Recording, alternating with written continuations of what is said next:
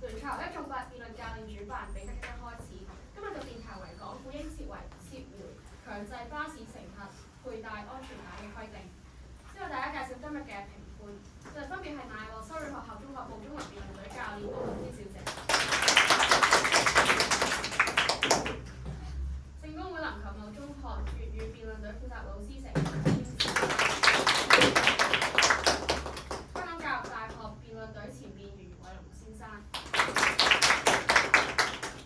謝三位評判喺百忙之中負責出席，並擔任是次比賽嘅評分工作。接住為大家介紹今日嘅對賽學校及辯論員，正方為圓玄學院妙法智愛名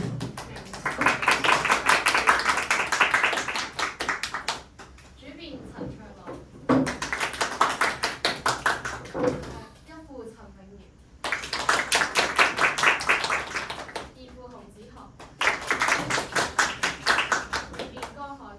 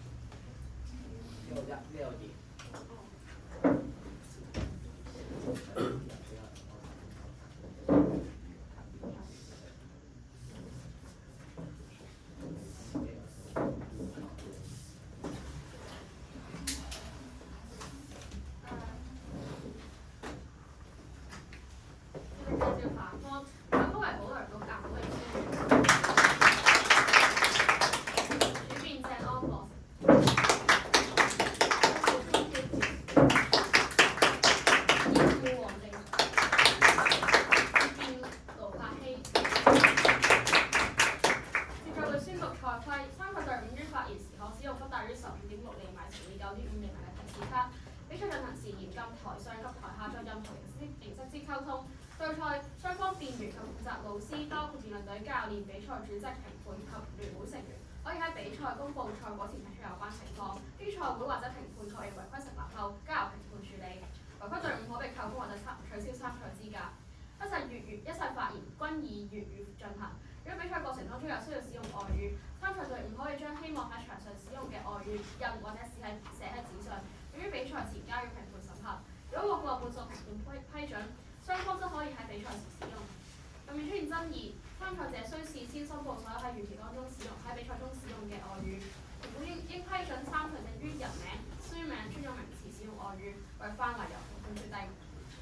比賽發言期間，一旦懷疑使用外語，主席會立即要求評判投票決定是否需要扣分。如果過半數嘅評判認為需要扣分，每一評判可自行決定對於該隊員扣除1至5分。外語扣分機制同樣適用於盤問自由辯論環節。而家會宣讀今日正反雙方嘅外語申報。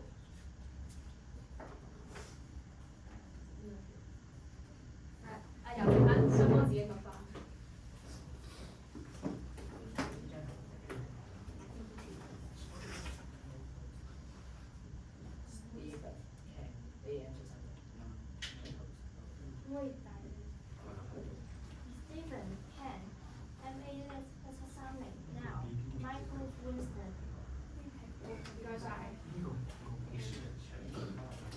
Hunter Valley, Mr. Dicey, Lady Howe, Miller.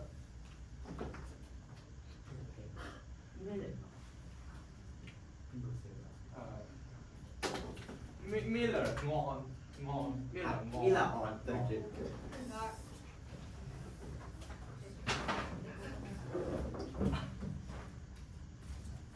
任何台上台下非辯論員不得作人身攻擊或誹謗。雙方主辯法定發言時間為4分鐘，副辯法定發言時間為3分鐘，結辯法定發言時間為4分鐘。之由反方結辯發言，再由正方結辯發言。如果比賽採用雙辯題制，則由乙方結辯發言，再由甲方結辯發言。各辯員發言前先須向主席示意，計時於鳴鐘後開始計時。辯論員須於鳴鐘後先可以發言。各辯論員發言時間完結前1分鐘，計時將鳴鐘1次。以是發言時間即將終結。喺法定發言時間終結時，計時會連續按鐘2下。是辯論員須盡快結束其辯論演辭。喺法定發言時間終止15秒過後，計時會連續按鐘數下。超時之辯論員會被扣分，發言時間以計時嘅計時器為準，只要計時嘅計時器顯示超過法定發言時間15.00秒，即顯示15.01秒過後即屬超時。分制如下：法定發言時間終止15秒過後，每過5秒，每位評判將於該辯論員所得分數扣除5分，如此類推，不足5秒亦當5秒計。喺剩翻1副發言前，有1分鐘時間給予評判記錄雙方主線；喺雙方結辯發言前，有1分鐘時間給予雙方結辯作準備。1分鐘記錄主線時間過後，隨即進入盤問環節。喺盤問環節當中，雙方各自有2分鐘發言時間。雙方可以自由選擇1名台上辯員負責盤問，為雙方必須派出主辯回應盤問。每一方可以打斷被盤問方發言，回應盤問方不可反問。問方及回應盤問方嘅辯員喺發言時必須站立，時間計算以內作為準。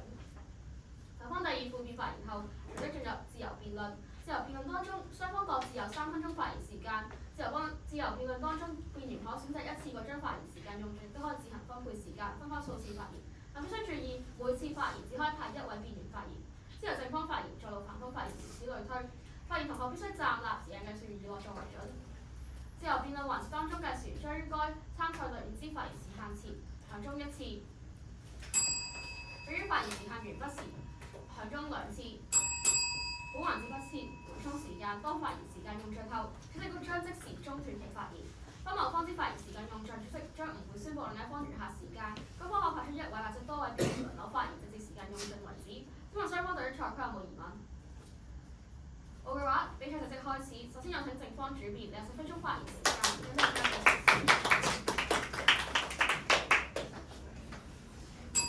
主席、評判、在座各位大家好。安全帶資料推出到2007年，當時嘅立法會交通事務委員會已經指出，國際間並無國家立法要求准許乘客站立嘅市區巴士必須安裝及強制使用安全帶。18年，大埔公路出現咗嚴重嘅交通意外，於是政府成立咗個香港專營巴士服務獨立檢討委員會。19年，委員會報告重申，參考其他地區市區巴士嘅路線具有短途、中等車速嘅特性，使用安全帶並不常見。並同時要求運輸署進行嚴厲嘅成本效益分析，同時亦未能針對到站立乘客提出嘅解決方案。22年，立法會推動修例嘅時候，卻將學校巴士嘅意外率同數據強調安全帶嘅保護作用，卻唔將不可站立嘅學校巴士同容許站立嘅市區巴士類比，仍然疏忽咗站立安全嘅風險。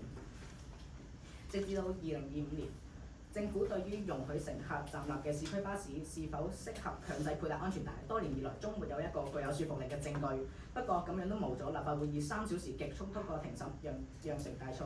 今日衡量辯題嘅準則，只需要睇立法後市民係咪變得更加安全，而我方反對辯題原因有2：第一，立法條文存在巨大漏洞，未能反映到立法原意。香港政府嘅立法原意係想保護到市民，所以一直都要求市民喺所有嘅巴士上都要佩戴安全帶。而港府喺立法前後都係咁樣一直咁樣宣傳呢條法例，但法律原文講得好清楚，強制佩戴安全帶只適用於喺今年1月20號或之後首次登記嘅新巴士。換句話講，1月25號或之前登記嘅巴士，即係香港依家大部分嘅巴士乘客唔需要戴安全帶嘅。追溯翻根本，原來早喺2022年立法會嘅文件已經好清楚咁列明，指定日期後首次登記嘅相關車輛必須遵守安裝安全帶嘅規定。換言之，呢條條例根本冇有效咁鼓勵到廣大市民出行嘅時候佩戴安全帶。退一萬步嚟講，如果立法原意就係規限於喺1月25號或之後登記嘅巴士，請有方論證，香港絕大部分嘅巴士都唔使戴，點樣保障到香港人？第二，錯判現象，徒添風險。根據乘客嘅實際經驗同媒體嘅分析，強制佩戴安全帶存在多項嘅問題。乘客反映扣上安全帶之後，身體遭束縛，導致難以伸手撳落車鐘。安全帶亦有故障嘅風險，曾有乘客因此被困車廂45分鐘。同時，安全帶設計過緊，對兒童可能造成勒頸，以及座位罅隙藏有曱甴等問題。實質上，明報記者曾經發現關愛座嘅安全帶要使出4公斤嘅拉力，一般座位更需要8公斤嘅拉力，難以拉動。文匯報指出，身形龐大嘅長者喺扣緊時常遇到困難，但立法會議員卻表明市民熱切期盼條例通過。一般情況下，議員判錯現實已經係問題，但如果市民更加厭惡到安全帶而站立，安全嘅風險將會大增。事實上，根據 AM730嘅報導 ，Stephen 同 Ken 就聲稱搭短途巴士就係搭幾個站，寧願坐都唔同埋寧願企都唔會坐，無到有嘔。文匯報訪問嘅時候，亦有人嫌麻煩，有位唔坐，寧願站立，企位咁安全都唔使扣安全帶。坐位唔扣安全帶就有問題啦。請問又係咩邏輯呢？最後想問友方，你到底認為全港絕大部分嘅巴士都唔扣叫安全，定係打算重做過全港所有嘅巴士呢？好多謝各位。正方主辯發言時間為3分26秒，無超時無需扣分。現在請反方主辯有4分鐘發言時間，準備上就事時。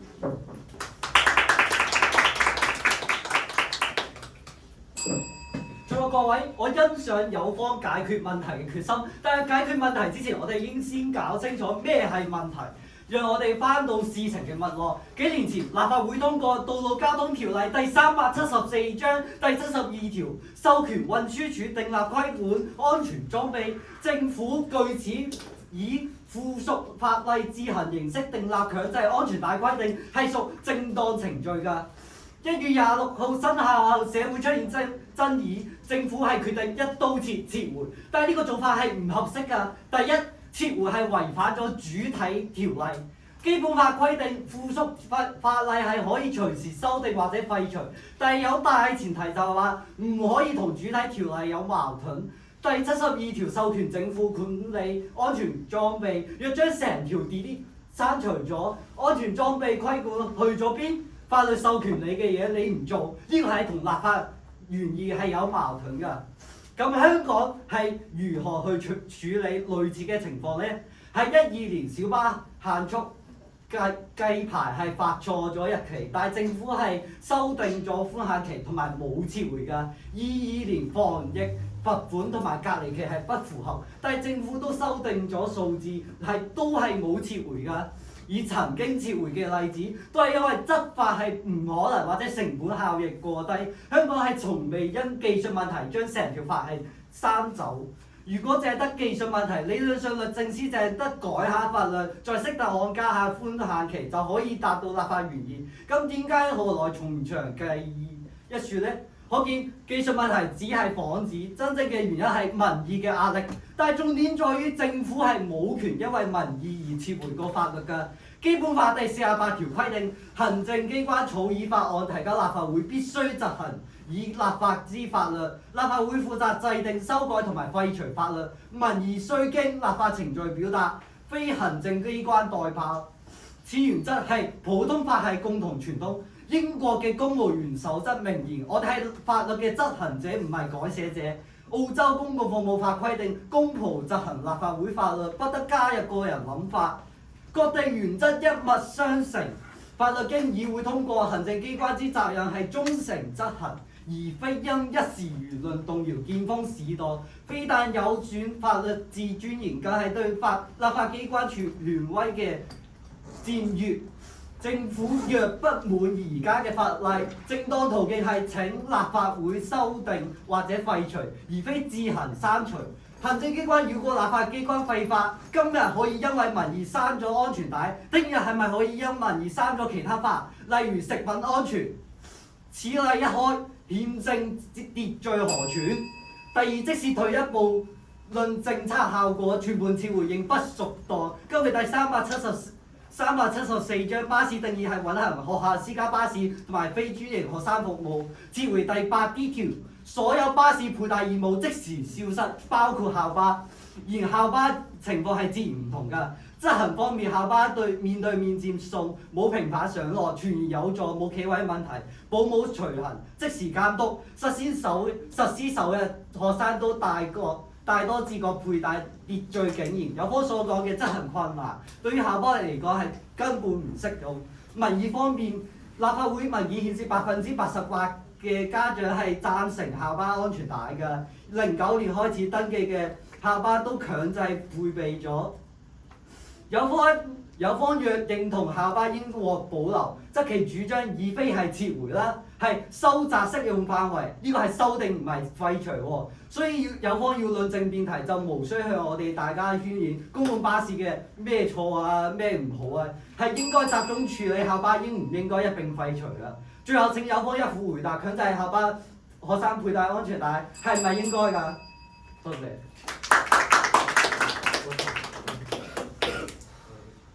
反方主辯嘅發言時間為4分17秒，有超時。請每位評判於分子上扣除5分。此外，反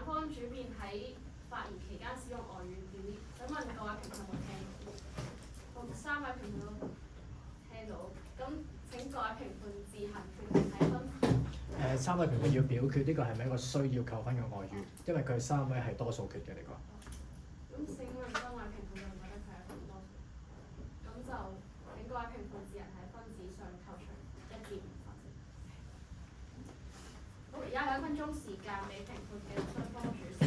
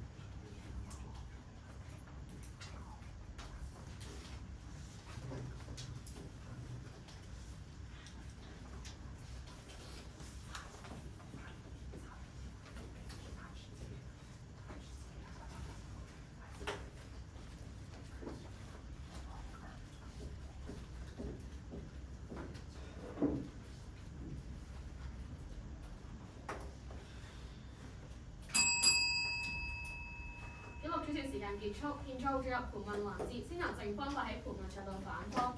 首先請正方發出一位辯員向反方主一邊發起盤問。咁首先請向介紹事宜。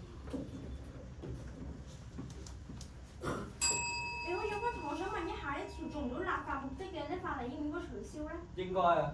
咁我想問一假如咧強制佩戴安全帶嘅規定咧做唔到立法原意，又應唔應該取消？應該啊。咁咪即係話咧，有方你自己都同意咗呢條辯題係應該要撤回咯。咁唔係啊。咁你係想要點嘅意思？唔應該撤回，係應該修改啊。但係咧，你口中所講嘅修改，而家係並不存在，而即係話我哋而家今日所討論嘅辯題係咧，而家喺1月25號咧所我哋講嘅已經撤回咗嗰個辯題。係啦，咁我想問有方知唔知道香港現時有幾多架專營巴士咧？唔知道啊。唔緊要，等我哋話俾咧有方知啦。其實咧，香港現時有6000架專營巴士嘅。咁有方同學知唔知道今年咧1月26號，跟住咧25號之後咧有幾多架咧巴士登記咧？都唔知啊，所以講要修改咯。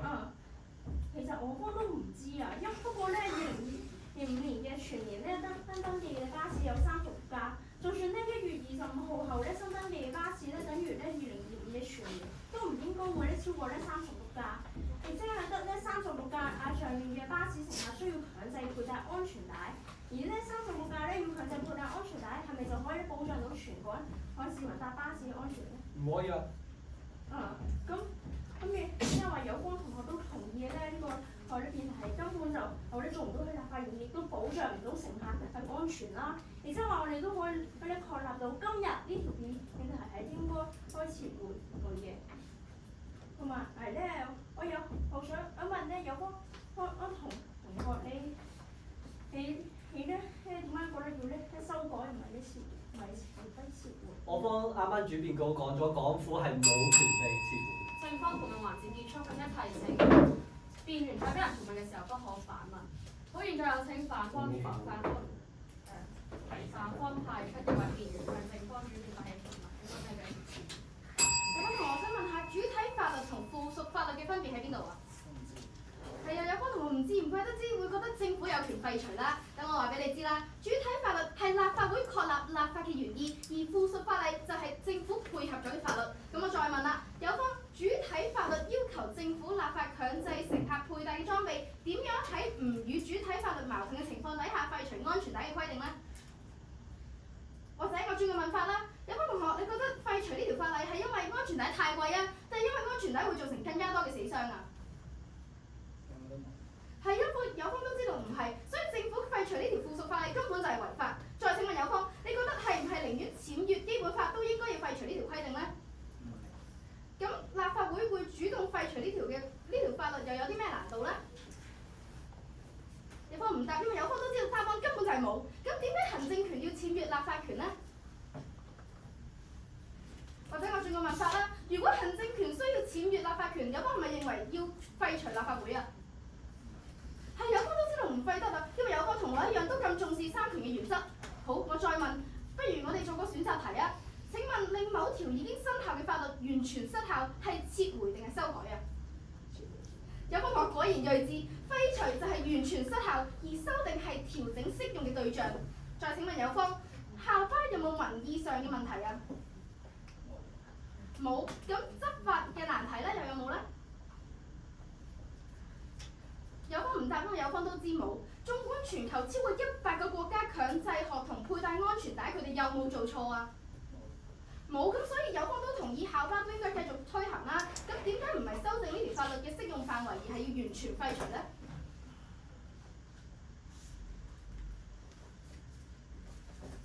睇下校巴唔可以企嘅，巴士係可以企嘅。但係根據我哋嘅校方盤問環節結束，現在請盤問環節結束，現在有請正方一副，有3分鐘發言時間。咁啊，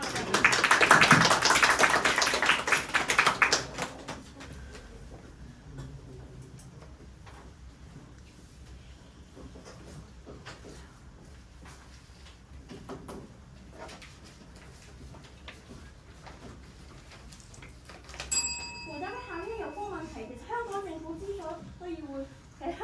之所以要撤回，其實咧唔單止係因為民意，就連咧運輸局局長陳美寶佢自己都講話係因為一啲技術性問題咧先會咧撤回，同埋咧有方我哋今日咧辯題所討論嘅撤回對象喺現時香港政府咧最近推行嘅法例，而好多所講嘅嗰啲修改其實並不存在，亦即係話有方所講嘅修改並非咧。1月25號26年嘅情況唔需要討論，就算退一萬步嚟講，從今日到修改完成嗰一日，喺重新修改陣要點樣處理咧現時嘅法例咧？而呢個政策咧最突出嘅係有3個矛盾點。第一，在於忽略咗咧巴士設有咧站立位置，坐喺上面嘅乘客如果冇咧系上安全帶嘅話，就會承擔咧法律責任並遭遇高罰款。但係咧就係呢一步之遙，只要淨係用咧一雙手捉住扶手，甚至毫無固定裝置嘅站立乘客，佢完全合法合理。如果咧立法會議係為咗保護生命安全，咁點解咧對咧風險最大嘅襲立者置之不理？佢對咧風險較低嘅座位乘客施以嚴厲懲罰咧？而第二喺呢全港每日有咧數萬架巴士嘅班次前提下，執法根本咧極其困難，因此就必然會出現，假如咧市民冇共識要佩戴安全帶，就即使要咧強迫咧亦都冇咧實際嘅效用。如果假如咧市民係有共識要佩戴安全帶，就無需強制係咧佩戴嘅邏輯兩難。定係咧有方同學希望咧繁忙時間要車長分秒必爭嘅班次入邊巡查每一位喺乘客，將執法壓力轉嫁俾咧前線司機，最後搞到連班車都冇得開咧。第三，因為所謂咧政府立法所謂嘅咧技術問題，得咧1月25號登記嘅巴士適用強制規定，因此全香港6000架專營巴士入邊咧都唔知有冇1%適用，而咧市民更加唔知邊架係喺邊日咧登記。就算咧前面咧講嘅嘢全部都唔成立，有位同學咧仲有時間，不如咧陣間咧喺議庫咧討論講一下點樣解決呢2個咧立法嘅邏輯盲點咧。多謝各位。正方一副發言時間為2分16秒，無超時無需扣分。現在有請反方一副，你有3分鐘發言時間。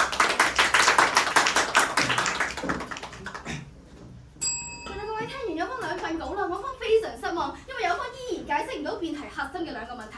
第一，將有問題等同於應撤回。有方話法例執行困難，故須撤回。我方唔反對市區巴士確有挑戰，但係有問題同應撤回之間，對方跳過咗關鍵嘅一步。點解解決嘅方案係撤回而唔係修訂呢？12年巴士限速附例計錯發牌日期，政府修訂寬限期；22年防疫附例罰款與隔離期不符，政府發修正令，兩次都係修正而唔係撤回。問題在於附屬法例不得與主體條例相抵觸。保安局局長唐平強亦都確認呢一個原則，附屬法例嘅內容唔可以超出主體法例嘅管轄範圍。主體條例第72條寫咩啊？每個乘客都應該坐喺一個構造適當並且有安全措施固定喺該車輛車身嘅座位上面。立法原意好清晰啊，就係保障乘客嘅人身安全。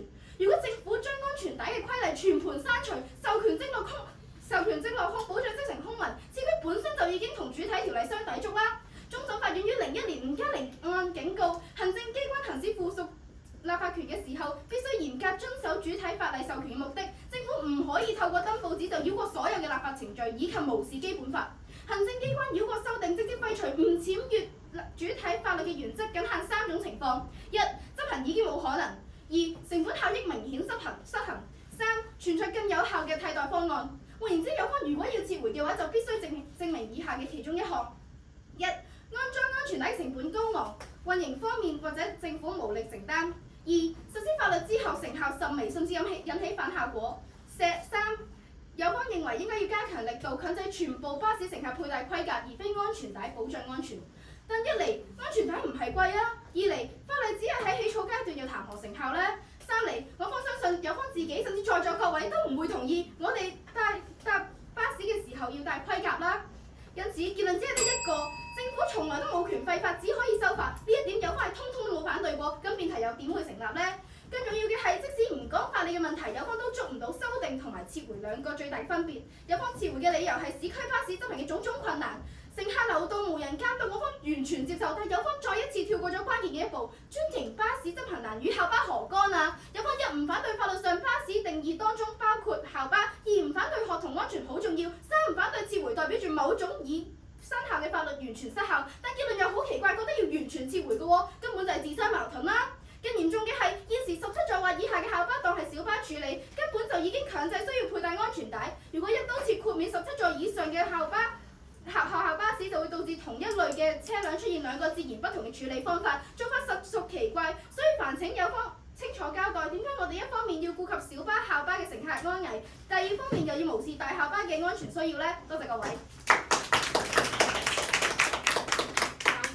發言時間為2分58秒，無超時無需扣分。現在有請正方二副有3分鐘發言時間，檢討將計時。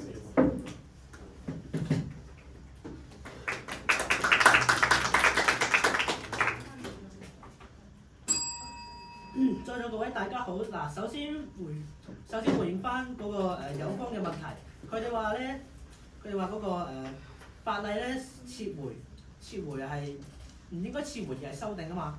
而撤回咧，而修訂係需要先將法例去撤回，而去再進行呢個修訂嘅。修訂之後再重新推出先係呢個完全嘅修訂。嗱，頭先我方問有方到底點解決係有企位巴士強制戴安全帶嘅邏輯盲點？有方同學咧就答咗同冇答一樣。但事實上有方同學都知道，當一個巴士同時允許被嚴格束縛嘅乘客同任意放縱嘅乘客相處嗰陣，呢項法例便喪失咗邏輯上嘅連貫性，淪為一種干擾民眾嘅形式主義。縱觀世界，先進國家嘅交通法規無不體現務實求真智慧。英國法律明確豁免專為市區運營且設有站立位嘅巴士實施強制安全帶規定，原因係呢類巴士停站頻繁、車速較慢，強制廣福乘客不僅擾民，仲會降低行駛嘅效率。歐盟同澳洲都嚴格區分通行巴士同長途巴士，即使係人口密度同香港相似嘅新加坡，都採取實際做法，豁免香港普通公共巴士嘅強制要求。相比之下，香港一方面容許數十好似搖骰仔咁站立，另一方面佢哋座位乘客開出罰單，呢種雙重標準會令到法律嘅邏輯唔一致。法律嘅威信本應該建立喺邏輯嘅嚴密同執行嘅可行性之上。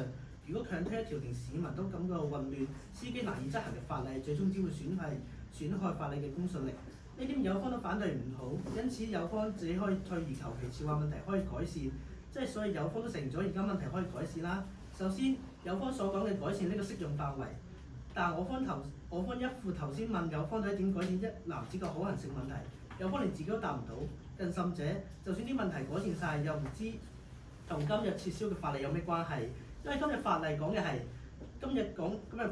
係只針對於站立式嘅巴士，而且如果真係改善到，亦都得唔到1%嘅巴士適用，其咪更加撤銷條例重立，令更多巴士適用呢？之後，如果而家仲留住呢條法例，仲會有人唔知幾多人因為呢個設計唔夠完善嘅安全帶所害。多謝。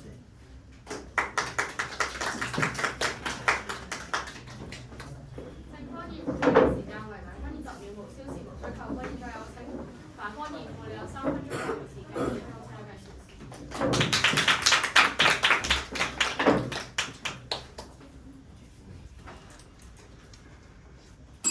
無自由，失自由，傷心痛心眼淚流。在座各位辯論至此，有方一直強調市民失去自由被強制佩戴安全帶十分可憐，我方完全理解呢種情緒，但用我提出一個問題，有方有冇諗過喺呢件事上更加失去自由嘅係邊個？係政府啊！我方由開面到而家，政府大可以修訂法例解決技術問題，又避免違憲爭議，呢個係正常合法嘅做法。但政府偏偏選擇撤回，點解？係愛啊！因為問題嘅根源唔喺政府，喺立法會。等我哋翻返去源頭，道路交通條例規定每個乘客都應該坐喺一個構造適當並且固定喺嗰個車輛車身嘅座位上面，呢個係主體法例，係立法會通過嘅。第72條授權運輸署定下附屬法例。規管安全裝備，呢個都係立法會通過嘅。換言之，係立法會自己定落立法目的，要求運輸署執行。咁運輸署做咩？按照授權定立安全帶規例，經過公眾諮詢再抌翻俾立法會審議。當時90位議員重數通過。喺立法原則上，政府從頭到尾冇做錯任何嘢。但法例生效之後，市民反彈問題出現。咁當初投贊成票嘅議員，而家全部冚石，冇人出嚟解釋立法原意，冇人為自己嘅決定負責。結果政府被逼自己出嚟撤回法例，承受所有批評。林鄭月娥曾經講過，我自己都係為人母親，養不教，冇知過。政府就好似阿媽，我哋一定做啱嘅嘢。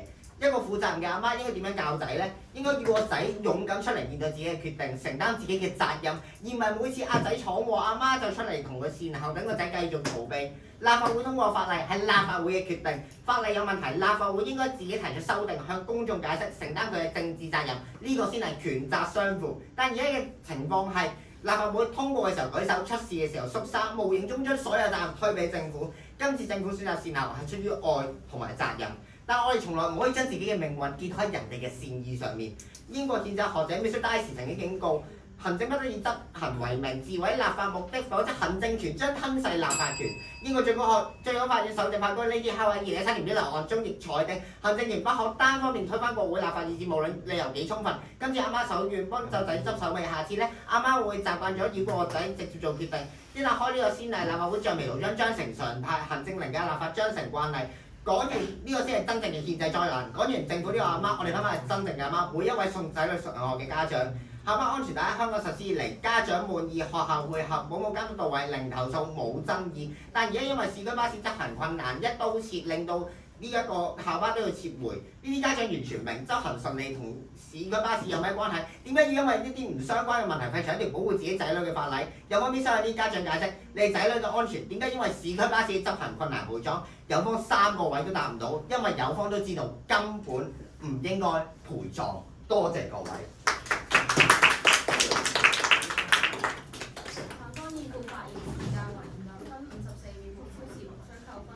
接落來係自由辯論環節，雙方各自有3分鐘發言，先由正方開始發言。有邊個真係有事？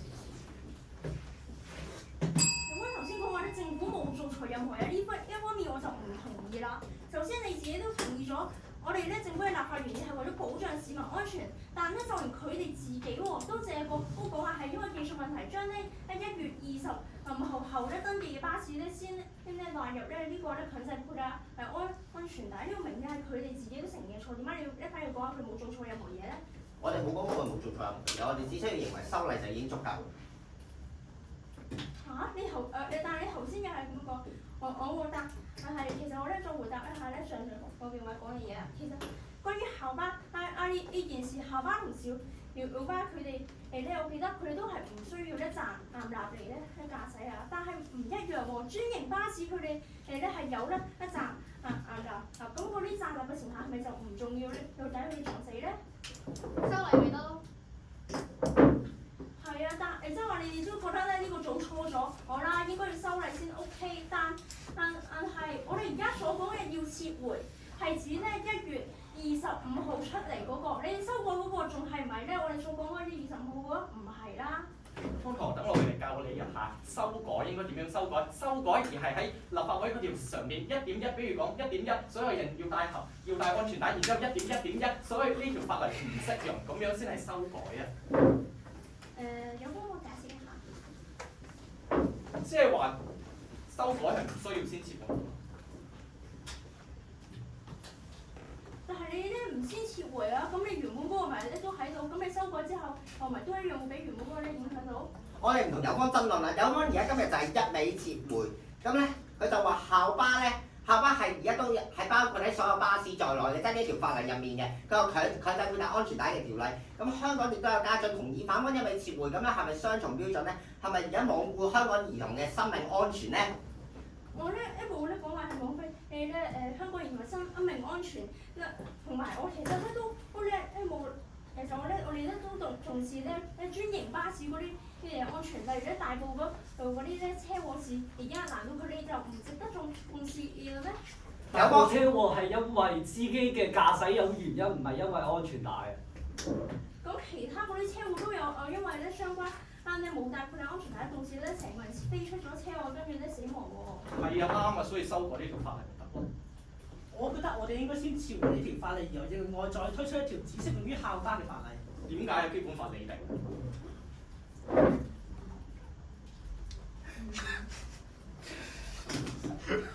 可以解釋下？基本法講噶嘛，要改一條法例，要經立法會喺下面再加條。我哋而家要取消呢條安全帶嘅法例咁樣噶嘛。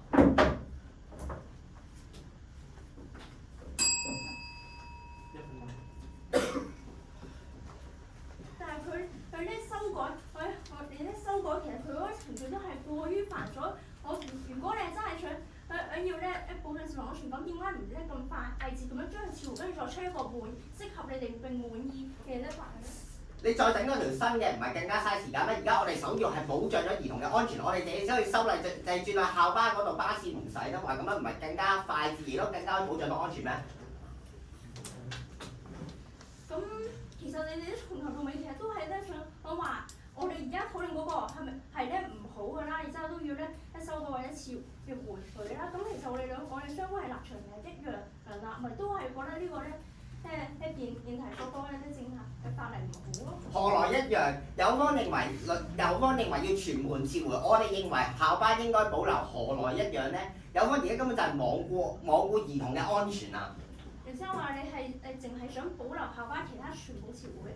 唔知你講乜啊？我想話咧，今日政府咧完全唔符合呢三個情況，我點樣去撤回？點樣做到啊？同埋有分同學想咩情況？咩三個情況？三個情況咪我哋一副講嘅咯。講嘅咩啊？安全帶成本高昂，令到運營方或者政府無力承擔。第二個就係安全帶成本暴增，購買完安全帶之後國庫空虛。第三個就係實施法律之後成效甚微，再引起反效果。送多個俾你，有方同學就係認為要加強力度，強制全部嘅巴士乘客佩戴盔甲，而唔係安全帶保障安全。咁有方係咪想坐巴士戴盔甲啊？我咧完全冇咧講話咧，同埋就係你咧指咧安全帶成本高昂，所以你就唔應該保障我哋安全帶。好啦，到我哋問啦。政方時間已經用盡，主席並唔會宣佈反方餘下嘅時間，經反方拍出代表用盡餘下時間，總方相繼時事。好啦，到我哋問翻有方同學啦。今日小巴本身17座以下嘅校巴就要戴安全帶㗎咯喎，但係17座以上嘅又好似有方同學咁樣，一旦撤回就唔使戴安全帶㗎喎。咁坐17座以下嘅小學生係人，咁坐17座以上嘅唔係人係光鐵俠啊！好。有方今日根本就係一竹篙打一船人，佢哋就話成個法例直接一次過撤回晒佢，但係佢哋根本忽略咗一個基本嘅嘢，就係校巴依然有大多數嘅民意支持，亦都有家長嘅支持，保障兒童先係最緊要㗎嘛。難道有方朝頭早係唔會坐校巴翻學嘅？同埋有分同學，我想講冇部分撤回呢啲嘢㗎。如果你將法律保留校巴嘅部分，你淨係修改唔係撤回啊！撤回係指全部撤回，就係連埋校巴部分都完全撤埋㗎。有方今日完全既冇必要性又冇可行性，三個情況完全做唔到，點樣可以撤回啊？我哋只保留旅遊巴同我哋只保留校巴嘅計劃咧，係一個去苦全清嚟嘅。我哋根本就反方時間用盡，請問啱啱正方喺自由辯論環節當中之外嘅 OK，請問三位評判有邊個？咁三位評判認為係一個需要溝通嘅案件。好，咁請各位評判自行睇分指成自由辯論環節扣除1至5分。自由辯論環節結束，現在進入1分鐘結辯準備時間，準備時間開始。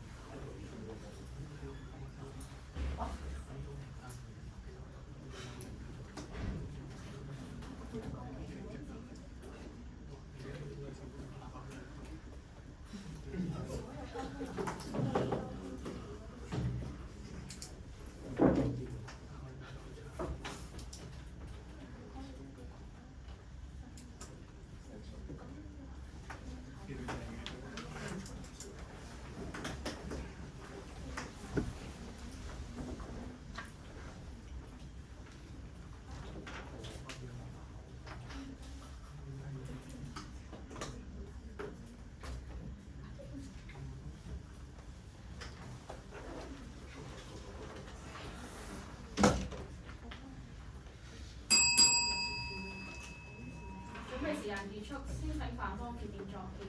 有10分鐘發言時間，轉過真係小事。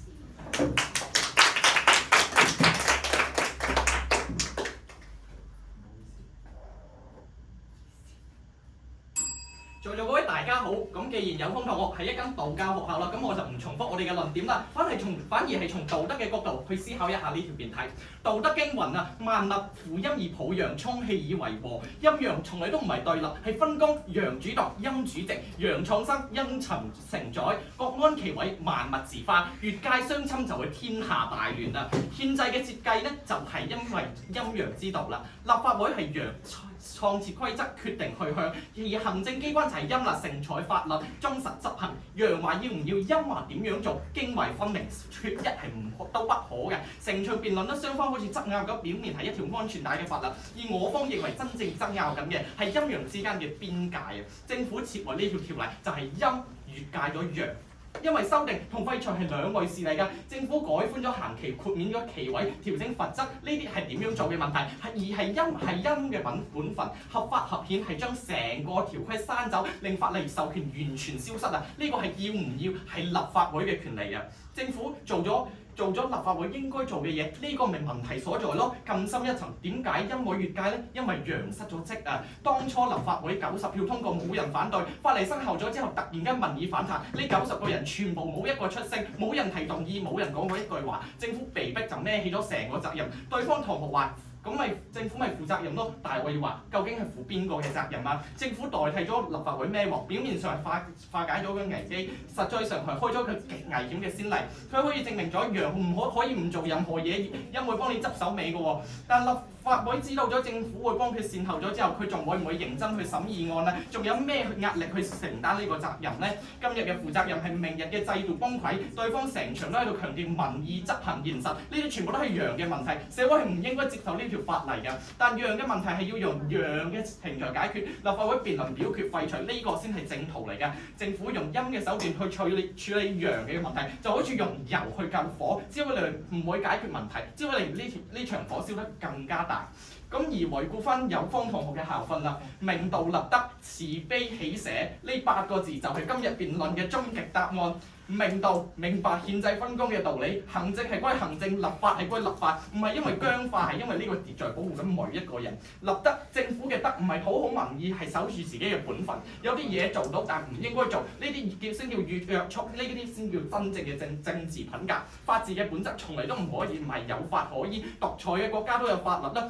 法治嘅本質係咩啊？係權力願意約束自己啊！係總統明明可以解散國會，但從來唔會咁做；係法官明明可以幫權貴，但選擇公正；係政府明明可以設為法例，但最後都係將個選擇權交翻俾立法會。而慈悲啦，對校巴上面嘅細路仔慈悲啊！4個數據話我哋知，安全帶係救到性命嘅，設為開例係親手拆走咗佢哋嘅保護網，我哋對民意嘅慈悲換嚟咗佢哋生命嘅殘忍，呢筆數又應該點計啊？點計啊？咁最後起寫啦，起寫係短期嘅效率，而換取一個長遠嘅制度健康。寫起呢一刻嘅掌聲，換取法治嘅根基。今日政府唔願意取捨，貪一時之便，換來嘅係聽日社會要用更大嘅代價嚟還。陰陽之道就係今日嘅關鍵，今日嘅哲為打破咗呢個平衡啊！行政係僭越咗立法，效率係凌駕於程序之上，衝動係取代咗慎重。我哋反對哲為，反對修訂，反對唔係反對完善，唔係反對修例，唔係反對聆聽民意啊！我哋反對嘅係一個唔守本分嘅政府，一個沉默嘅議會，一個放棄自我約束嘅制度。明道立德，慈悲喜捨，陰陽各安其位，方為正道。政府絕不應該設為安全帶規定。多謝各位。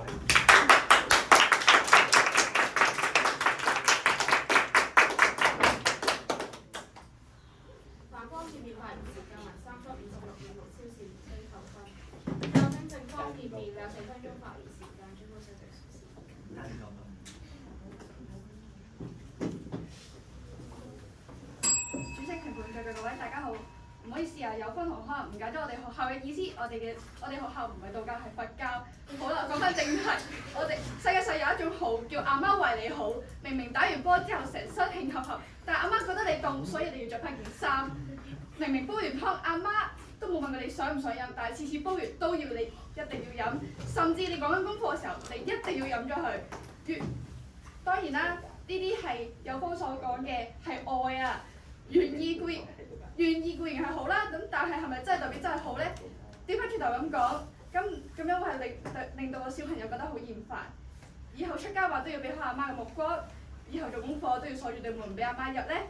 小朋友究竟需唔需要被家長管，尚且可以討論其實，但家長式嘅管治唔理市民究竟想唔想，換來嘅係到底係咪市民更加安全，定係因為市民嘅反彈而發現更加遲，市民係危險之中呢？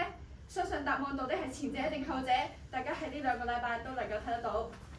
更何況，到底香港人係咪真係小朋友冇自理能力，咁冇公民素質呢？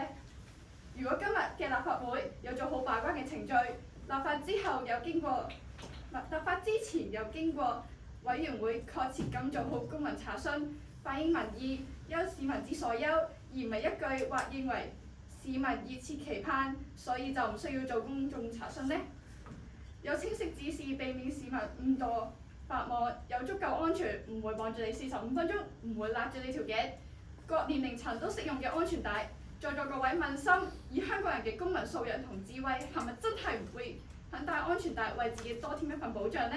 因此，其實呢個社會已經俾咗我哋答案，所以今日呢條條例撤回咗。而有方同學其實都反對唔到呢一樣嘢，因此今日有方同學只能夠話唔係。而家社會面對一系列因為強制佩戴安全帶而引申出嚟嘅執行問題，其實全部都唔係一個問題。對於有方呢一啲嘅論點，不論係盤問定係一意附已經處理過，不論係法律適用嘅涵蓋範圍，定係技術上是否會安全咗都好，有方通通都講唔過去。而面對現實嘅問題視而不見，有方同嗰啲話市民熱切期盼嘅議員，本質上係冇分別嘅。上述呢一啲嘢，有方都講唔過去，因此有方只能夠退而求其次，話問題係可以改善，但有方全場都冇解釋過。既然法例條文有技術性問題冇辦法修訂，執行性問題，唔知改唔改善到，咁點解唔直接撤回之後再改善？真係改善到之後先再考慮重新推出呢？只要法例一日唔撤回，就好似人受傷一樣，單靠暫緩就可以冚住咗個傷口。冇辦法解決條文同原意嘅差落，本文涵蓋所有巴士，卻限新登記車，做到包紮嘅作用。嚟到成場比賽最後唔夠1分鐘，呢1-2日政府就吹緊話，今年年尾將會修例強制所有踩單車人戴頭盔，但大家啱啱脫離咗安全帶嘅風波，可能幾個月之後又要再一次捲入頭盔嘅風波。到底繼續堅持住有方同學呢一種家長式嘅管治嘅態度，係咪真係對香港好？相信大家自有公論。多謝大家。正方面變化而時間為3分就未滿超時無需扣分。經過一番爭辯比賽嗰一段落，以及給予評判時間評分。另外有關階段評分，評判需要根據全場表現給予評分。表現最佳者可得 A 得4分，次者得 B 得3分，如此類推。第5至第8名則為0分，不可給予評分。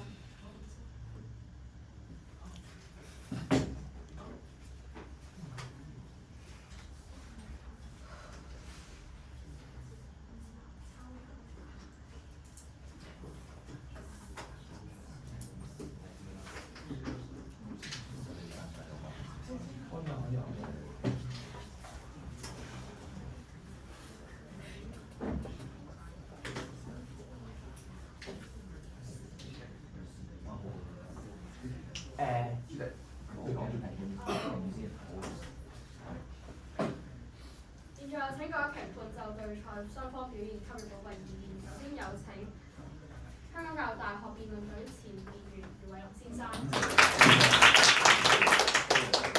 真係多謝賽會邀請啦，亦都覺得呢一場比賽雙方都其實打得好辛苦，因為或者大部分嘅同學都打得好辛苦咯，因為係咁講自己唔明嘅嘢，其實真係一樣好辛苦嘅嘢。咁有好多概念可能真係好複雜，或者有個辯題嘅某一啲嘅可能性冇思考過，然後要係咁讀稿咧，其實都係一個相當高難度嘅動作。咁不過大家都完成度都不差，所以我覺得係幾好嘅，係啦，都睇得出大家幾用心。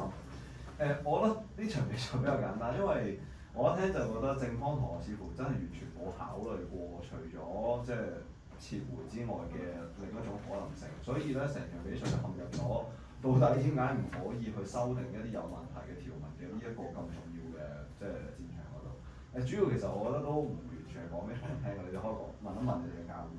我唔好意思就即係可能嫌棄咗，但係我覺得究竟係咩原因喺主辯嘅位置冇去做一個好清晰嘅框架啦？處理一條法例有邊幾種可能性，然後1、2、3、4鋪陳咗出嚟之後，跟住就話嗱，1唔得，2唔得，3唔得，就只有撤回呢個方法先得。因為你如果唔係用呢個框架嘅話咧，你直接就只係講喺理念上安全帶會有啲咩問題啦，可能會令到大家唔方便啦。所以你哋講啲比較具體少少弊處嘅，你哋有講到喺主辯嘅時候比較清晰話，呢一啲有啲兒童佢哋戴安全帶喺巴士度咧，有機會箍親條頸，會傷害到佢哋。有啲乘客佢哋會因為避免呢一種嘅麻煩，佢哋寧願企，而企位可能係更加之危險嘅。嗱，有啲稍為我覺得係具體少少嘅論述喺主辯嗰度嘅。不過咧，呢個就喺你哋成份稿件同成場比賽入邊咧，佔一個好細嘅比例，大部分時間都係講自己唔明嘅嘢啦。OK，咁所以我咧就覺得可能係會令到起碼我自己嚟講啦，即係打咗個好大嘅問號，就係咁點解淨係得撤回呢個方法咧？有啲過於直線地覺得一個法例有問題就只有撤回呢一條路。嗱，我唔係話一定唔可以撤回，即係我作為評判咧，我嚟聽嘅時候，我唔係覺得一定係我站晒反方嘅立場就係咁修訂咪得咯，唔係，而係我要知道第一唔同嘅方法之間嘅差異係乜，然後點解撤回係一個更合理嘅做法。其實我覺得你哋係咪真係冇去嘗試去處理呢個問題咧？你哋講嗰啲弊處嘅時候咧，我覺得你哋隱含嘅意思就係呢一啲嘅問題通過即係強制嘅方式，佢會被放大嘅。即係呢啲兒童會箍親頸，如果強制要去攬安全帶，每個人都要攬嘅話咧，包括嗰啲兒童，咁就可能造成嘅危害多於佢帶嚟嘅嗰個安全嘅嗰個效益。咁因此咧，我哋唔係修訂呢個法例，我哋直頭覺得呢條法例咧係唔應該存在嘅。我覺得你哋如果係真係好正面咁樣討論，真係呢個條例唔好再出現啦，咁樣嘅話咧就會更加直接啲，同你哋嗰個撤回嘅含義咧會比較即係個關聯性會再大一啲咯。咁否則的話咧，即係大家咧就開始去討論一啲究竟係唔係要改咗嗰個條文，再上翻去立法會，究竟係咪撤回啊，定係修訂會好啲啊？咁我覺得咧呢個位置就會變得好難去說服我嘅。點解咧？因為第一，反方確實有舉一啲例子喺過去嘅情況之下，譬如嗰個小巴情況防疫嘅嗰啲條例入邊咧，係通過修訂嘅方式嚟到去完善一個法例本身嘅一啲漏洞或者一啲有問題嘅地方啦。咁呢啲部分係沒有處理過嘅。咁不過我都明白，因為個稿冇寫嘅關係咧，好難處理到一啲呢啲咁明確，即係呢啲咁具體嘅問題。咁但係咧，我諗你哋聽到呢啲例子嘅時候咧，可以做少少，你哋要思考一下啦。呢啲嘅對方舉嘅呢啲法例，呢啲類比咧，其實都係講緊嗰條法例嘅成個原則，佢帶嚟嘅利處好明確，冇弊害。所以咧，如果係因為一啲技術性嘅可能字眼上，或者係嗰啲數字上嘅問題咧，我哋調整一下佢，修訂可能係好。但係似乎你哋嘅主線係咪真係單純一啲技術嘅問題咧？不過有時候你哋又講到真係技術嘅問題，因為你哋嘅主線有好多嘢想講，好多嘢想包。但係你哋所講嘅嗰啲弊害唔係純粹技術嘅問題，箍到頸，有人為咗避開呢個安全帶，企喺度容易啲受傷呢啲咧，似乎又唔係單純同我講話，係有少少法律技術嘅問題，然後我哋要去調整一下，而係有弊害，我哋要思考要去刪除佢啦，定還是係仲係修訂完之後可以再保留？咁所以如果呢個問題你哋釐清一啲個立場嘅話咧，可能對於呢啲對方舉嘅例子都可以作一啲嘗試性嘅回應啦，我覺得係。好，咁我覺得有一點我都幾驚喜嘅就係、可反方同學嘗試從一個好法理嘅角度去討論呢個問題啦。我覺得大體上咧，我都認為呢條辯題其實好重要嘅，都係要討論喺個法律層面，究竟呢個撤回嘅動作符合個法律嘅要求嗱。不過咧，呢個就真係脫離呢場比賽嘅評分，我評分係完全按照比賽嘅嗰個交鋒嘅，即係大家個應對啦、討論嘅嗰個脈絡啦、主線啦咁樣。咁但係究竟撤回係咪就等於行政機關要繞過立法機關去做一個即係凌駕立法機關嘅呢個動作咧？我有疑問，因為咧陳美寶即係運流局局長，的確佢用撤回呢個字眼，不過撤回咧其實唔係一個好法律嘅用語嚟嘅。雖然佢喺報章上邊或者佢喺傳媒嘅即係對答嘅時候係用咗撤回呢個字眼，不過佢撤回嘅意思其實佢具體嘅動作咧，佢係將嗰個法案咧再交翻上去立法會度。不過咧嗰個即係條例草案咧就冇咗巴士嘅乘客，其實即係8D 條。如果你哋有睇到咧，就係8D 條咧係 refer to 8AB 條。咁8AB 條入邊咧就講到明，咁嗰架巴士係嗰個條例幾時適用咧？就係26年1月25號之後新登記嘅巴士。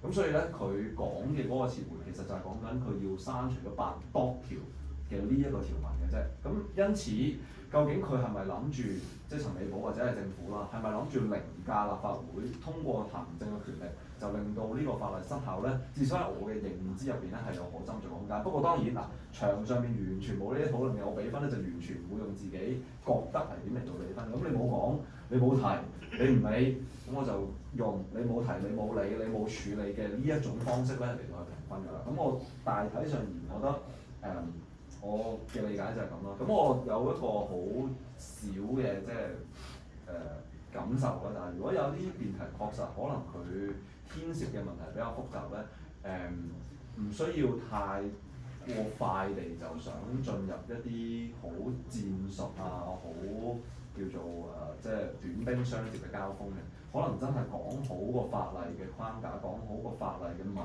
本，了解好我哋立法嘅程序，係究竟實際上每一步做緊啲乜嘢之後咧，一步步咁討論。就算場比賽最後輸咗，至少你學到嘢嘛。咁我覺得咁可能係更有意義。多謝大家。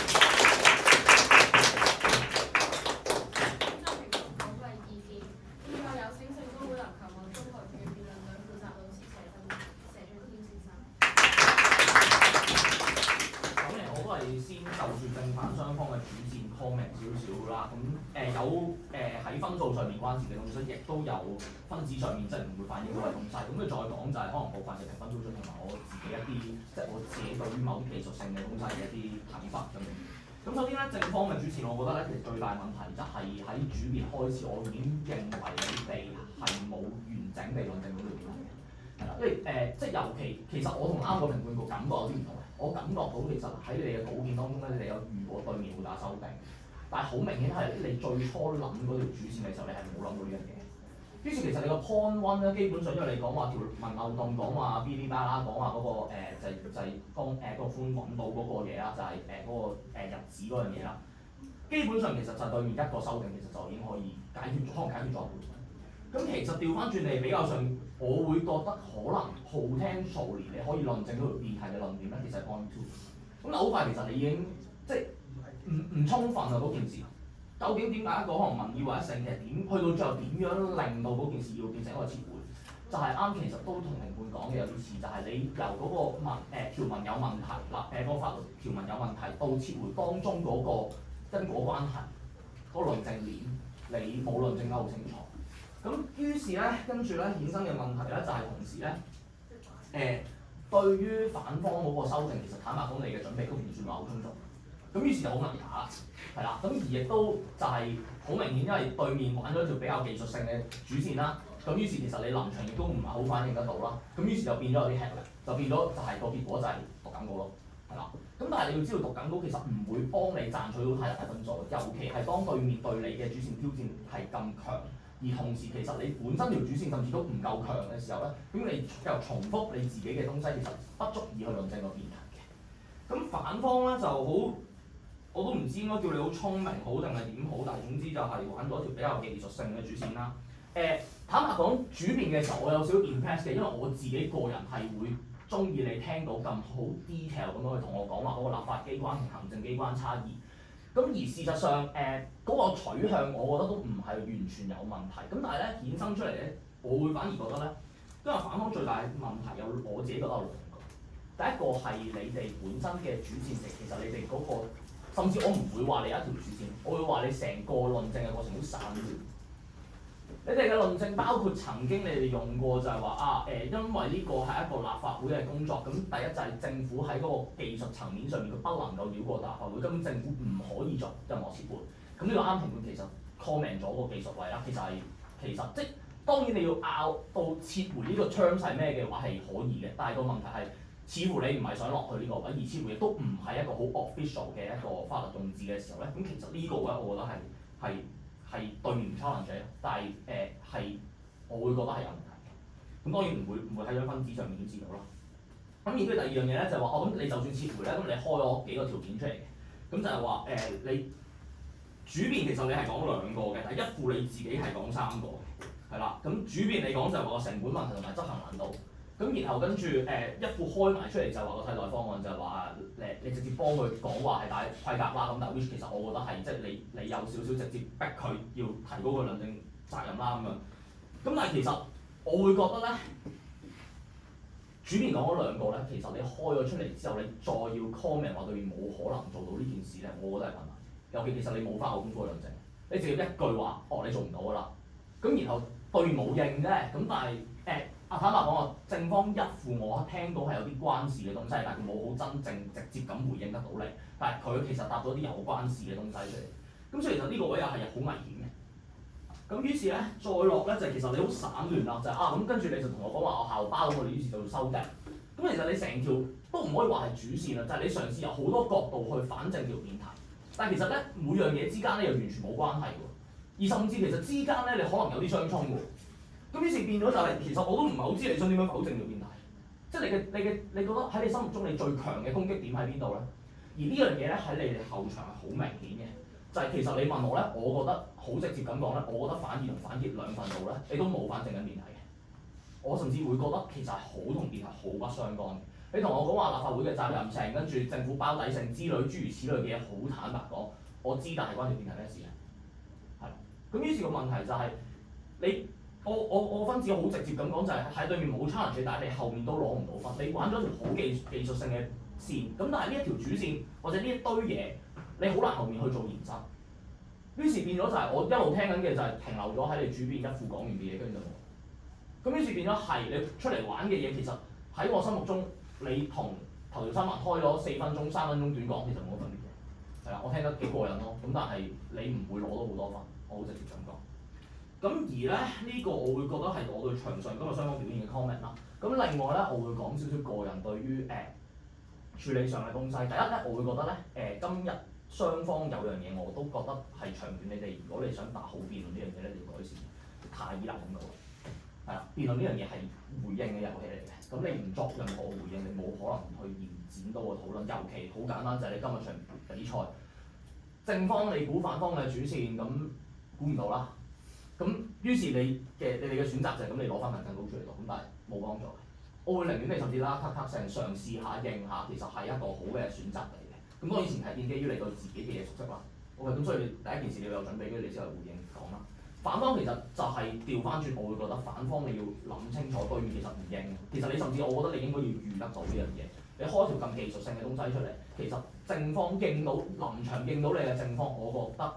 唔會話真係好多學校可以應得到你呢啲嘢，咁但係喺咁嘅情況底下，我唔認為你把握得到你嘅後場，尤其對面基本上係完全內容係空洞嘅時候，我唔認為你後面攞到好多分，或者真係好反證到條辯題咁樣。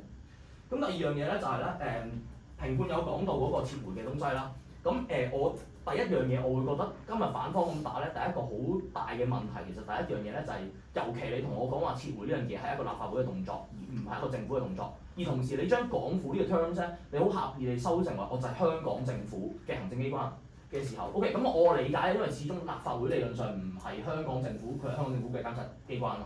OK，咁所以我理解呢樣嘢。但係喺反方咁嘅立場底下咧，其實咧條辯題嘅討論空間係好窄嘅，甚至我會形容做冇。咁當然我都 kind of 理解，因為即係反方你唔敢打我唔知係咪你諗唔到其他方向啦。咁但係好簡單就係你採取一個咁嘅走向嘅時候，就我如果係一個即係一個比較高明嘅正方，我就好快會指出話，其實你咁講嘅話，其實今日我哋條辯題唔使傾，因為成條唔使打。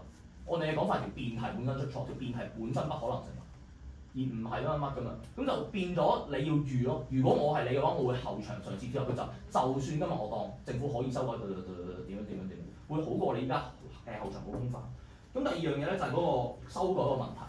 你問我正方冇挑戰，但我覺得反方其中一個好大問題就係你哋覺得修改完剩低呢個校巴嘅東西係可以，但我覺得係唔可以。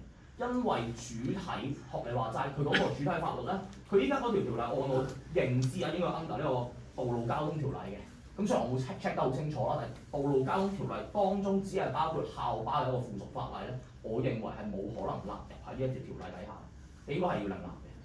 即係正如你冇可能將香港中文大學條例去納入喺呢個甲條例底下。香港中文大學條例係另一嚿嘢嚟，係就係講緊話你中文大學嘅組成啊、成啊之類嗰啲。咁所以咧，就你問我，即係當然正方冇對你做一個好大嘅挑戰啦。咁但係坦白講喺你條 line 本身咁深嘅時候咧，我覺得你哋一係就真係做多啲功課，係啦。如果唔係咧，你唔好彩遇到一個真係有關少少法律知識嘅正方，你哋今場我覺得你條線其實係都幾唔穩陣下。咁我大概我嘅評語就到呢度啦。嗰個意義，最後有去馬來西亞學校中文辯論隊教練郭天天小姐。好，咁辛苦雙方啦。頭先兩位評判都講咗好多啦。咁我評語咧可能會係就住一啲再仔細少少嘅嘢去講嘅。我分3個部分啦。第一個係雙方自己各自本身嘅論證啦。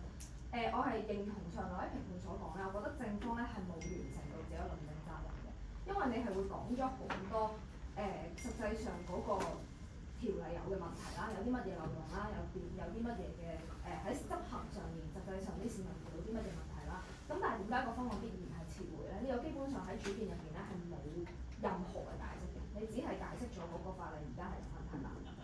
咁而呢個本來你已經冇盡到自己論證責任啦，咁更加大嘅問題咧就係當反方完全唔反對呢樣嘢，因為今日反方個立場同埋個取態係唔反對嗰個附屬法例有問題啊嘛，咁你就更加難喎，因為你個論證同對方其實係完全係，即係對方係完全承認咗你個論證，佢只係同你講緊話你個方案，你個回應嘅方法唔能夠係撤回，咁變咗正方咧就更加辛苦啦，因為你本身即係你已經冇盡到論證責任啦，我已經唔係冇辦法，即係好完全地接受到啦。再去到後場咧，你基本上係冇任何可以俾到有效攻擊，又或者係援分，咁我就覺得係更加難嘅。呢個係我對於正方論證最大嘅評語。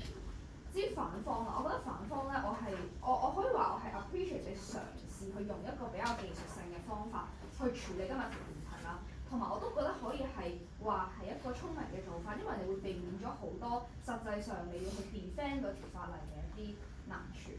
咁但係咧，我覺得咧，你去嘗試去玩一條高難度或者技術性嘅線咧，你係要有翻咁上下嘅內容。你要因為你唔可以就咁全場瘋狂去重複呢個行政，唔可以侵蝕呢個立法機關，然後就當自己論證咗你好 technical 嘅一條線。因為你今日論證緊嗰樣嘢其實係極度反覆，即係你一開頭你想講嗰樣嘢，首先你個論證你一開頭第一部分就係講緊話原來咧我哋嘅附屬法例係不能夠違反主體法例嘅，淨係呢嚿嘢都要解嘅其實，即係你唔可以就咁掉呢8個字出嚟主體法例同附屬法例，然後期望評判完全即係你做乜嘢，仲要係 buy 你講嗰套。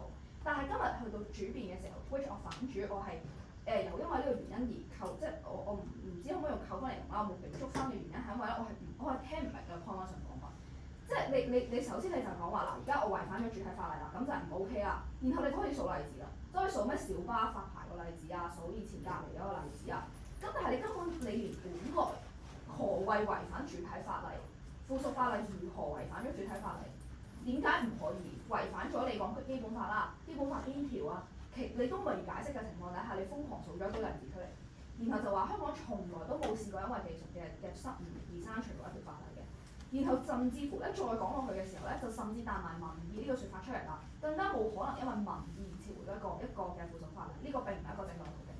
咁在於我嘅角度而言咧，你就係拋咗一個其實極度複雜嘅一個概念同埋一個嘗試出嚟，但係其實你係完全冇做過一個充分嘅論證。咁好啦，咁呢個係主辯嗰部分啦。咁我有少少咧期望你後場咧可以補完下呢一個説法。雖然我唔覺得應該後場做啦，因為你打得條咁 technical 嘅線咧，你係有責任喺主辯嘅時候就即係唔好話有責任啦。但係我覺得做一個做法就係你喺主辯嘅時候已經充分完整地解釋咗你嗰條好 technical 嘅線係發生緊乜事。係啦，但係點知咧去到後場咧，我覺得咧我咧係越聽越混亂嘅，因為咧例如咧你一副嘅時候咧，一副有嘗試用唔少嘅篇幅咧去解釋你個 point one 啦，咁但係咧你個我抄到我聽到嘅嘢咧就係一副就話附屬法例咧係唔可以超出主體法例的範圍，呢個我應該冇聽錯一副係咁講啦。咁然後我即刻有個疑問就係你所講附屬法例唔能夠超出主體法例嘅範圍嘅意思係，如果主體法例只係要求你向某一種交通工具立法，你個附屬法例唔能夠超出嗰個交通工具嘅範圍啊？定還是係定還是做少咗都唔得咯？因為你個説法係抵觸同埋超出範圍。但係按照你嘅論述，你唔係講緊抵觸，亦都唔係講緊超出範圍，你係講緊做少咗都唔得。即係主體法例話我要立呢個法例，但係附屬法例撤銷咗、取消咗、冇咗係唔 OK。呢個係你哋本身主辯我理解嘅説法。去到一副嘅時候變咗出現咗抵觸同埋超出範圍嘅呢啲説法嘅時候咧，我就開始更加唔 get 你講緊啲乜嘢啦。咁所以我覺得我唔知你知唔知自己講緊咩，好老實講。即係如果你知自己講緊咩嘅，咁就表達上咧要清楚好多啦。如果你唔知嘅，咁就代表你唔應該話呢條咁有技術性嘅事。然後咧，一副咧亦都嘗試去引用咧吳嘉玲呢單 case 啦，但係我亦係唔知道個結論係乜嘢，因為吳嘉玲嘅話呢一單嘅呢個嘅判詞啦，佢個結論咧簡直嚟講，你嘅結論我唔會話你錯，因為你嘅結論就係話行政唔能夠即係或者喺個司法嘅過程入邊啦，係唔應該去夾雜咗一啲太過行政嘅考量，以至咧去違反咗三權分立咁先算。但係唔係所有同三權分立有關嘅嘢都係有助你嘅論證，因為個步驟係唔同嘅。咁不過呢個係啊，所以我覺得如果你要用嘅話咧，你真係要睇清楚，唔可以全部咧望落好似類似關事嘅東西咧都掉晒落去，咁樣係無助你去執行你條主線，只會令到評判極度混亂嘅啫。係啦，然後咧去到後期咧，呢個反方二副啦，就嘗試再去論述咧你個 point one。咁但係咧去到二副位置咧就變得冇咁 technical 啦，開始同結辯類似咧，就開始出現咗好多口號式嘅東西，例如係點樣去侵入咗立法權啊，點樣變成橡皮圖章啊咁樣嗰啲。咁但係喺一個你前場冇完整地論證嘅情況底下，你後場係咁拋啲口號出嚟咧，係俾唔到分嘅。係啦，咁所以對於反方嚟講，如果我要概括一下我對你哋主線嘅嗰個評語咧，我就係覺得個嘗試或者個諗法係好嘅，我覺得係 appreciate 嘗試玩一啲咁技術性嘅嘢，但係你執行唔到或者你冇嗰個實際嘅 substance 去支撐你呢個想法嘅時候咧，你就倒不如唔好講，因為係非常之混亂。今日之所以我會形容為過到骨咧，係因為正方係一條問題都冇問過，係一次都冇嘗試 challenge。咁呢個我陣間再講，係啊。咁然後係啊，承接落去啦，就係第二個部分啦，係挑戰啦。我覺得咧今日正方挑戰反方嘅嗰啲嘗試咧，用正方第一輪盤問就已經概括咗㗎啦，就係你會 prep 實咗一啲問題，例如咧你 prep 實咗第一條問對方做唔到立法原意嘅法例係咪應該撤銷啊？而家呢個強制戴安全帶嘅法例做唔到原意啦，咁係咪真係應該撤銷啊？等等，你 prep 足咗嘅 prep 咗好多呢一類型嘅問題啊，而家都少於即係最多都係得36㗎，係25號之後登記嘅，咁點樣可以保障市民安全？呢啲係你 prep 足咗嘅一啲問題。然而咧，點解我會話呢個已經反映到你哋全場嘗試做嘅挑戰咧？就係你會有一啲嘗試 present 啲你 prep 咗嘅嘢啦，但係其實你係完全冇理會過對方點樣回應呢啲問題。例如你喺你盤問嘅時候，你第一條問做唔到立法原意嘅法例係咪應該撤回啊？對方已經答係，佢話係嘅時候你就繼續問，咁係咪呢一個辯題入邊嘅嗰個法例係咪應該撤回啊？對方話唔係，但係你係會竟然你會跟住你個 flow 咁樣落，而冇去問翻對方咁即係點啊？你有方同學你第一條問題唔係同我講話立法原意做唔到就應該撤銷咁樣，有方同學自相矛盾。點解今日辯題入邊討論嘅嗰個法例應該係例外？呢啲係一啲你應該即時聽對方點樣回應，然後再去叫做就住即係成上題咁樣去再做一啲嘅攻擊，但係冇嘅，你就跟死咗自己個問題個 flow，咁完全係 ignore 咗對方其實個回應係乜。咁我就覺得呢啲全部都會係無效嘅攻擊，因為就算我會 appreciate 你問題嘅設計上面嘗試去問清楚對方嘅立場係乜，又或者係啦，我會欣賞你有呢個 approach。但係其實當對面真係答嘅時候咧，你係冇回應到嘅。咁所以我覺得呢個係可惜。係啊，咁今日正方成個任何做過嘅挑戰嘅嘗試都係咁樣收場。咁而辯位上面啦，更加係我會形容啦，係完全冇做過任何嘅挑戰嘅。一二符啦，基本上都係不斷去重複咧，同一類嘅內容同主辯，我覺得係冇延伸嘅。咁至於反方啦，反方嘅挑戰咧，咁就相對多啦，因為正如上一位評判所講，我覺得你哋今日都係冇乜一個即係自己想建立嘅嘢唔係好多㗎啦。咁所以你哋就會將好多嘅篇幅咧擺咗喺問題嗰度。咁我覺得我個人啦，我係接受到一個反方咧係齋反對嘅啫，我接受到嘅。然而咧，我覺得咧，如果因為我接受到，但係我覺得你哋今日嘅取態有啲兩頭唔到喎，因為你唔係淨係一味打 point one，然後反對撤回，因為呢件事唔合憲。你哋係有你哋嘅立場，你哋係覺得應該修訂。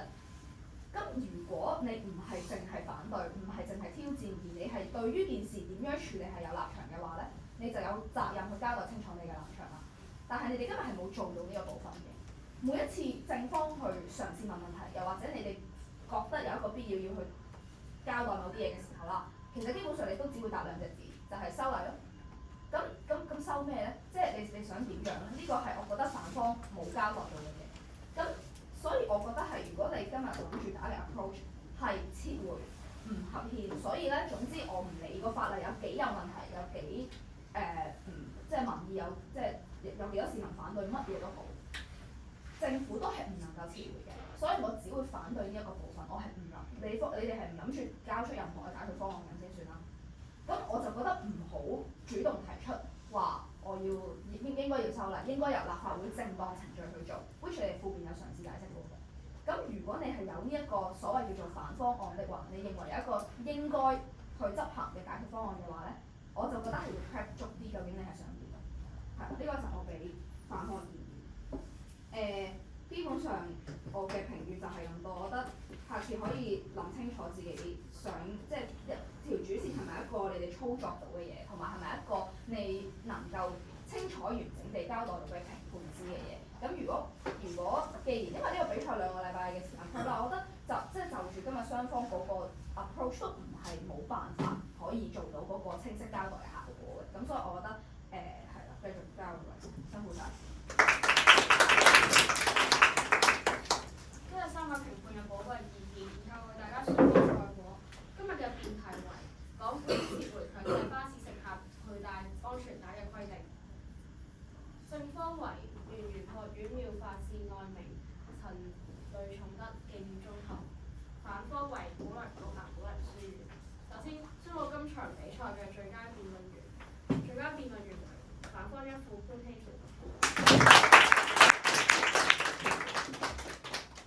今日嘅賽果將以票數分勝負，比賽結果為0-3由反方保良局顏寶玲書院勝出。